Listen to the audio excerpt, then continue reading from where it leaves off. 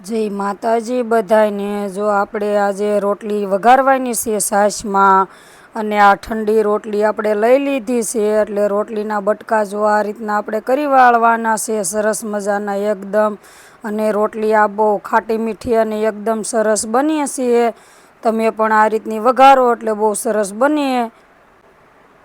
આ રીતના નાના નાના બટકા કરી વાળવાના છે, અને એકદમ સરસ આ રોટલી થાય છે। જો આ રીતના નાના નાના બટકા કરીને તૈયાર આપણે કરી લેવાના છે। હવે આપણે એનો મસાલો પણ તૈયાર કરી વાળ્યો છે। આ સરસ મજાની જો ડુંગળી આ રીતની ઝીણી ઝીણી સુધારી લીધી છે। આપણે ડુંગળી સુધારીને તૈયાર કરી લીધી છે। મરચાં અને ટમેટાની પણ કટકી કરી લીધી છે। અને આ લસણ છે, લસણની આ રીતની આપણે કટકી કરીને તૈયાર રાખી છે। હવે આપણે તેલ પણ મૂકી દીધું છે આવવા માટે। તેલ હવે આપણે આવવા દેવાનું છે। તેલ આપણું આવી ગયું છે। આપણે નાખી દીધી એમાં રાઈ નાખ્યા બાદ આપણે નાખવાનું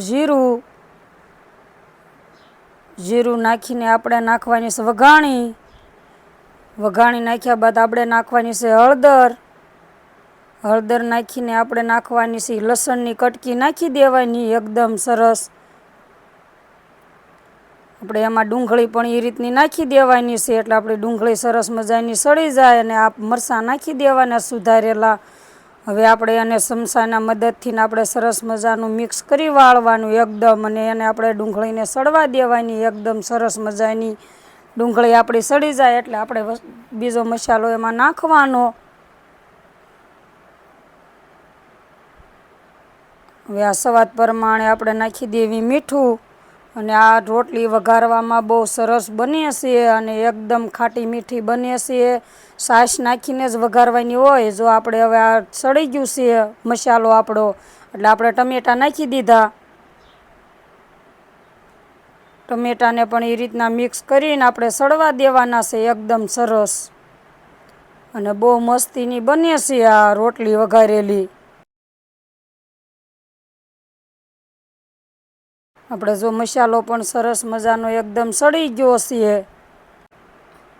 જો આપણે મસાલો એકદમ સરસ મજાનો સળી જાય છે, હવે આપણે એમાં નાખવાનું છે મસાલો નાખી દેવી બધો, અને બહુ મસ્ત બને। આ નાખ્યું મરચું, સરસ મજાનું મરચું નાખીને કાશ્મીરી મરચું કહેવાય એટલે બહુ સરસ થાય। ધાણા જીરું નાખી દીધું આપણે, અને બહુ સરસ બને। મરચાંને નાખીને આપણે જો આ રીતનું મિક્સ કરી વાળવાનું છે, એટલે મરચું સરસ મજાનું આપણું પાકી જાય, અને એકદમ સરસ બને છે આ રોટલી। અને એકદમ આ રીતનું જ વઘારવાનો છે। વઘાર આ રીતનો કરવો એટલે બહુ સરસ થાય। આ રીતનું આપણે બધું નાખીને જ વઘાર કરવાનો છે, એટલે બહુ સરસ થાય આ રોટલી વઘારેલી। મરચાંને આપણે એકદમ સરસ પાકવા દેવાનું છે।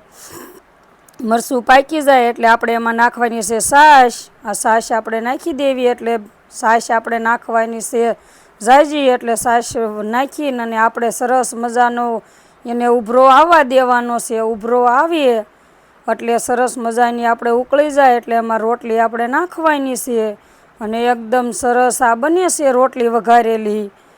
આપણે જો સરસ મજાનું આપણે ઉકળી ગયું છે હોતન, એટલે આપણે એમાં નાખી દેવાની છે આ રોટલી જો એ રીતની નાખીને, અને સરસ મજાની રોટલી એ રીતની કટકા કરેલા હોય એટલે રોટલી એમાં નાખી દેવાની છે।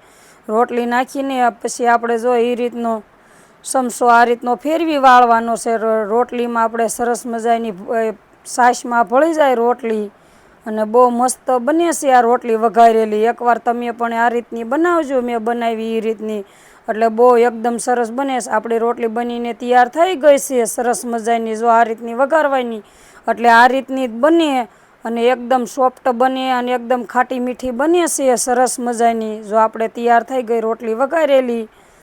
અમારી રોટલી વઘારીને તૈયાર થઈ ગઈ છે। લાઈક કરી દીજો, શેર કરી દીજો, અને સબસ્ક્રાઈબ કરી દેજો।